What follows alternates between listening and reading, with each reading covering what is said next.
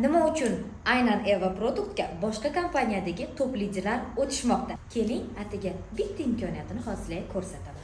Biz bilamizki, aksariyat kompaniyalarda обрезание degan narsa bor, ya'ni qirqish. Siz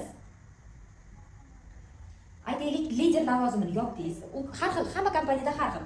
Lider lavozimi, kimdadir master deyiladi, kimdadir yana boshqacha. Misol aytaman, lider lavozimini yopdingiz va sizni tagingizdan ham lider chiqdi.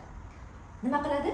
Siz bu liderdan hech qanaqa doxod ola olmay qolasiz. Ya'ni qiladi bu lider yoki bu liderdan siz daromad olishingiz uchun bulardan tashqari siz alohida bakovik оборот berishingiz kerak. Bundan 6% mi, 3% mi olishingiz uchun hamma kompaniyada har xil.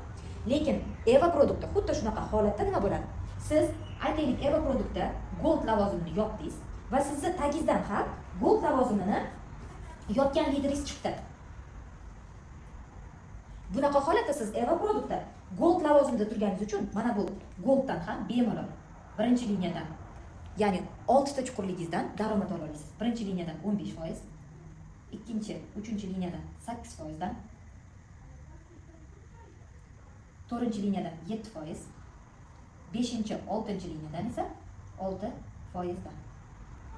Ko'rib turganingizdek, Eva Produktda umuman обрезание, qirqib borish degan narsa yo'q. Siz tagingizdan liderlar sizdan statusni tenglashsa, sizdan katta bo'lsa ham siz qo'rqmaysiz, maza qilib ishlaysiz, chunki hammasidan shunaqa katta daromadlar ola olasiz. Bu Eva Produktning atiga bitta imkoniyatidir. Hali siz buni oldinda juda ham ko'p imkoniyatlarni ko'rib chiqasiz.